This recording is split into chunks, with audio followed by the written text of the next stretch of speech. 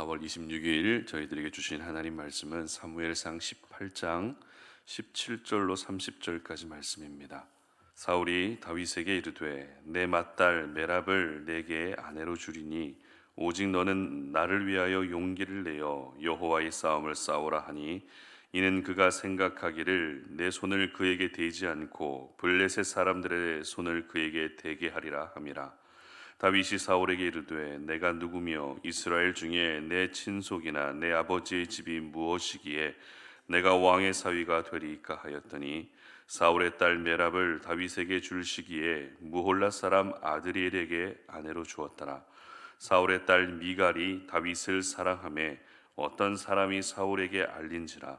사울이 그 일을 좋게 여겨 스스로 이르되 내가 딸을 그에게 주어서 그에게 올무가 되게 하고 블레셋 사람들의 손으로 그를 치게 하리라 하고, 이에 사울이 다윗에게 이르되 네가 오늘 다시 내 사위가 되리라 하니라.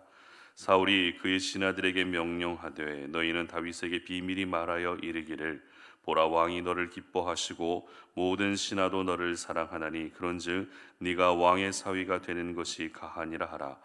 사울의 신하들이 이 말을 다윗의 귀에 전하매 다윗이 이르되 왕의 사위 되는 것을 너희는 작은 일로 보느냐, 나는 가난하고 천한 사람이라 한지라.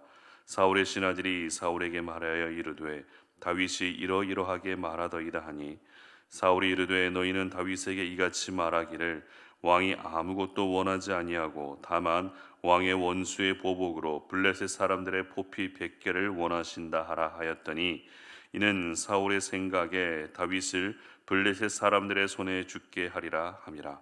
사울의 신하들이 이 말을 다윗에게 아뢰매 다윗이 왕의 사위 되는 것을 좋게 여김으로 결혼할 날이 차기 전에 다윗이 일어나서 그의 부하들과 함께 가서 블레셋 사람 200명을 죽이고 그들의 포피를 가져다가 수대로 왕께 드려 왕의 사위가 되고자 하니, 사울이 그의 딸 미갈을 다윗에게 아내로 주었더라. 여호와께서 다윗과 함께 계심을 사울이 보고 알았고 사울의 딸 미갈도 그를 사랑하므로 사울이 다윗을 더욱 두려워하여 평생에 다윗의 대적이 되니라.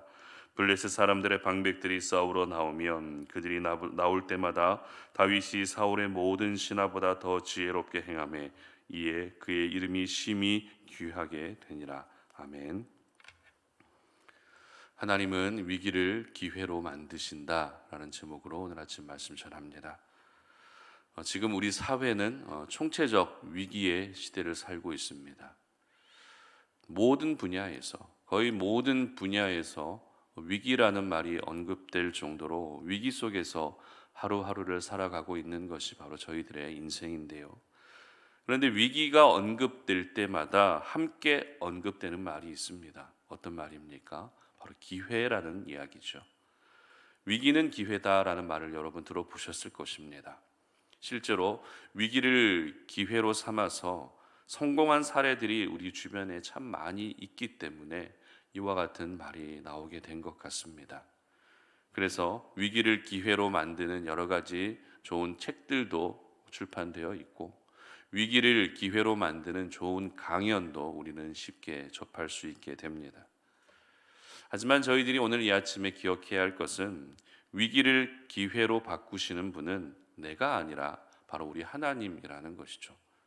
우리의 노력으로 위기가 기회로 바뀌는 것이 아니라 전적인 하나님의 은혜로 위기가 기회로 바뀌게 되는 것입니다. 오늘 본문은 사울이 다윗을 시기하면서 다윗을 죽이려고 하는 은밀한 계획을 꾸미고 있는 본문을 기록하고 있습니다. 겉으로만 보게 되면 사울이 다윗을 자신의 사위로 삼고자 하는 이런 이야기들로 기록되어 있는 것 같지만, 그 가운데에는 사울의 은밀한 속내가 숨겨져 있었죠. 그 속내란 바로 다윗을 죽이려고 했다는 것입니다. 처음 사울이 다윗을 만났을 때만 해도 사울은 다윗을 정말 사랑했습니다. 점점 다윗의 존재감이 나타나기 시작하면서 이 마음이 이제는 바뀌게 되었던 것이죠. 처음 사랑했던 마음이 시기와 질투의 마음으로 바뀌고 말았던 것입니다.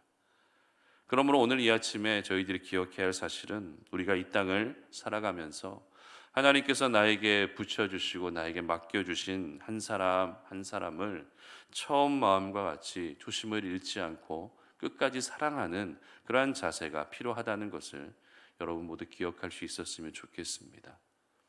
거듭 말씀드리지만 사울도 역시 다윗을 처음 만났을 때는 크게 사랑했지만 다윗이 세상 가운데에서 존재감을 드러내면서 그 마음이 이제는 시기와 질투로 바뀌고 더 나아가 죽이려고 했던 것까지 우리가 기억하게 될 때 이것이 바로 하나님이 결코 기뻐하지 않는 일이었다라는 것을 생각할 수 있어야 한다는 것이죠.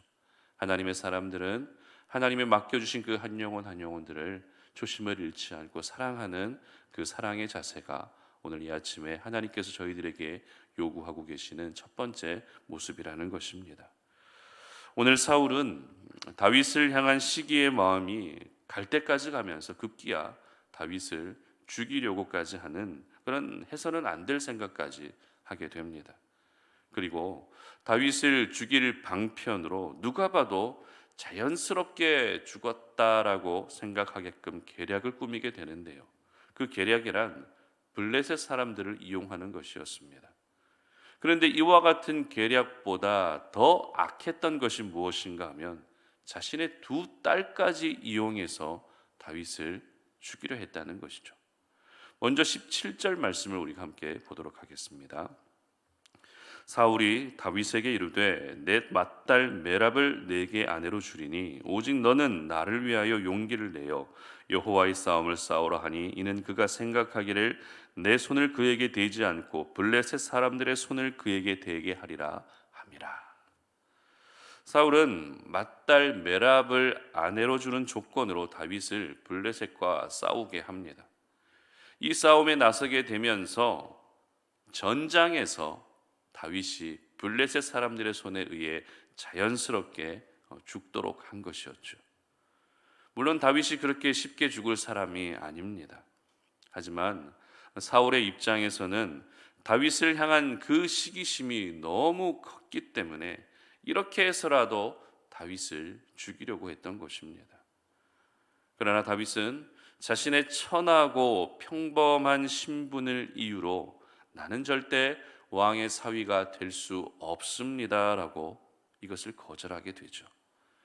이렇게 사울의 계략이 모두 수포로 돌아간 것 같지만 이제는 사울의 또 다른 딸 미갈이 다윗을 사랑하고 있다는 사실을 알게 됩니다. 그러면서 이제는 미갈을 아내로 주는 조건으로 블레셋과 다시 싸우게 하는 것이죠. 우리가 잘 알고 있는 것처럼 이스라엘 가운데에서 싸움에 가장 능한 사람은 지금 현재 누구입니까? 사울 왕입니다. 그리고 사울 곁에는 싸움을 잘하는 용사들이 다 모여 있었기 때문에 정말 블레셋을 진멸하고 싶다면 사울이 그 용사들을 이끌고 전장에 나가서 블레셋 사람들을 무찌르면 되는 것입니다. 하지만 사울은 자기는 전쟁에 나가지 않으면서도 다윗에게 계속해서 전쟁에 나가도록 한 것을 보게 되면 다윗을 죽이고자 했던 그 마음이 얼마나 집요했는가 하는 것을 우리는 알게 되는 것입니다. 이렇게 다윗은 결국 블레셋과 싸우기 위해 전장에 나가게 됩니다. 이미 우리가 잘 알고 있는 것처럼 다윗은 싸움을 잘하는 사람이 아닙니다. 골리앗을 이긴 경험은 있지만 과연 그것이 싸움 실력에 의해서 나온 결과라고 하기에는 어렵다는 것이죠. 그렇기 때문에 다윗이 블레셋과 싸우기 위해 전장으로 나가게 된 이 상황을 바꾸어 말하게 되면 다윗에게는 지금 큰 위기가 찾아왔다 해도 틀리지 않는다는 것이죠.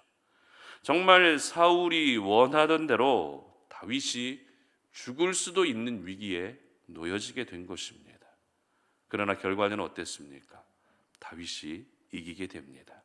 약속했던 블레셋 사람들의 포피 100개보다 2배나 더 많은 200개의 포피를 가지고 올 정도로 큰 승리를 거두게 된 것입니다.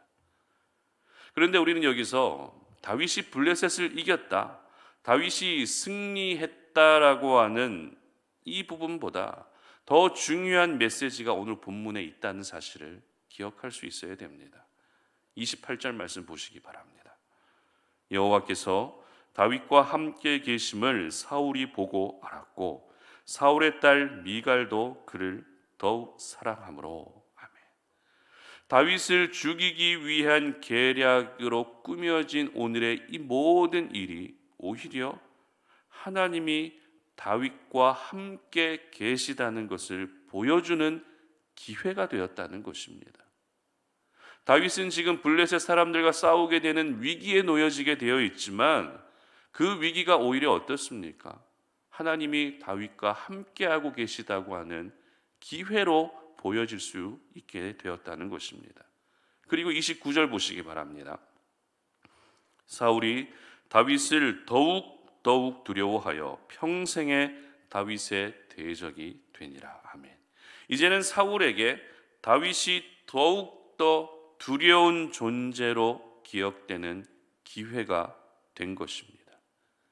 처음에도 다윗을 향한 마음이 두려운 마음이 있었지만 이제는 더욱 다윗을 두려워하게 되는 기회가 되었다는 것입니다. 그리고 30절 말씀도 보시기 바랍니다. 블레셋 사람들의 방백들이 싸우러 나오면 그들이 나올 때마다 다윗이 사울의 모든 신하보다 더 지혜롭게 행하며 이에 그의 이름이 심히 귀하게 되니라. 아멘. 다윗의 이름이 블레셋 사람들에게나 사울의 신하들에게나 모든 사람들에게서 어떻게 여겨지고 있습니까? 귀하게 여겨지는 기회가 되었다는 것입니다. 다윗은 분명 사울의 잔꾀, 계략으로 인해서 죽을 위기에 놓여지게 됐습니다. 하지만 그 위기가 어떻게 바뀌고 있죠?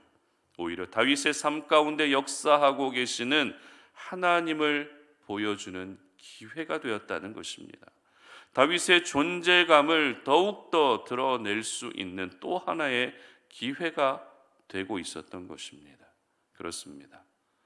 우리 하나님은 이 땅 가운데에서 하나님의 자녀들이 겪는 여러 가지 위기가 그 위기로 그냥 끝나게 하는 것이 아니라 위기를 기회로 바꾸어 주시는 분이라는 것입니다. 우리가 잘 알고 있는 요셉의 인생도 그렇지 않습니까? 형들에게 버림받고 노예로 팔려가는 위기의 인생이었지만 하나님은 그 위기를 모든 가족을 구원하는 기회로 바꾸어 주셨습니다. 모세의 인생은 또 어떻죠? 왕자로 살아가다가 뜻하지 않게 살인죄를 저지르고 광야로 도망가야 하는 위기의 인생이었지만 그 위기가 오히려 하나님의 부르심을 받는 기회, 사명자로 다시 태어날 수 있는 기회가 되었다는 것입니다. 이처럼 우리 하나님은 위기를 기회로 바꾸어 주십니다. 위기가 기회가 되게 하신다는 것입니다. 그러므로 위기 속에서도 우리는 내가 해야 될 역할, 내가 해야 될 사명, 내가 해야 될 일들을 절대 내려놓으면 안 되는 것이죠. 위기 속에서도 나는 하나님의 사람이라고 하는 그 정체성이 결코 흔들리면 안 된다는 것입니다. 특별히 오늘 말씀을 묵상하면서 다윗을 괴롭히고 또 다윗을 곤란한 처지에 빠뜨렸던 대적은 블레셋 사람이 아니었습니다. 그렇다면 누가 다윗의 대적이었습니까? 29절 말씀 다시 한번 보도록 합니다. 사울이 다윗을 더욱 두려워하여 평생에 다윗의 대적이 되니라. 바로 다윗의 대적은 가장 가까운 사울이었습니다.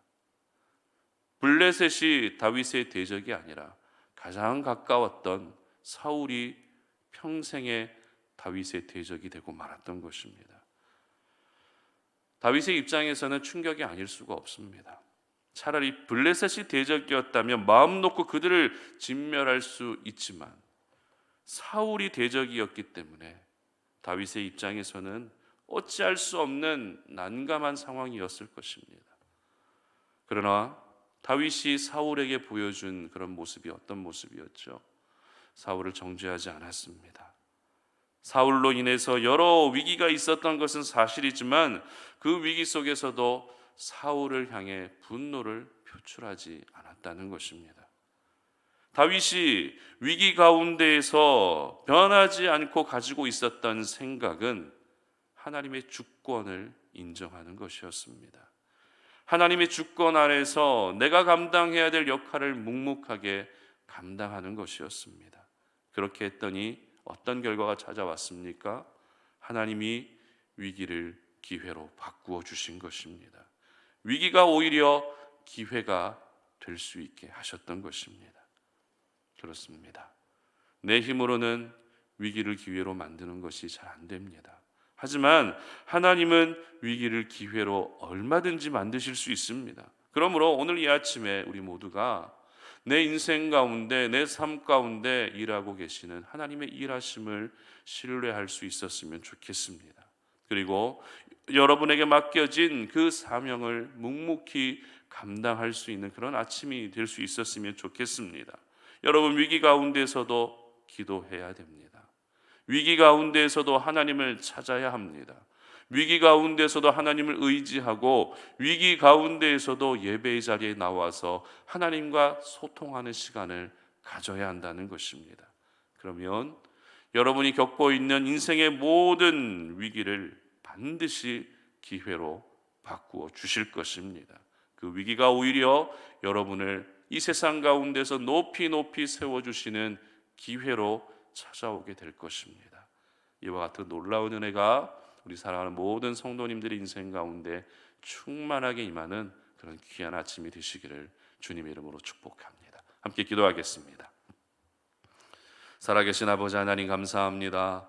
오늘 이 아침에 우리가 하나님 말씀 앞에 나와서 우리의 모습을 비추어 보며 오늘도 우리에게 주신 그 생명의 말씀을 붙들고 우리 삶 가운데, 나의 삶 가운데 일하실 하나님을 바라보며 오늘도 기도의 자리로 나아갑니다.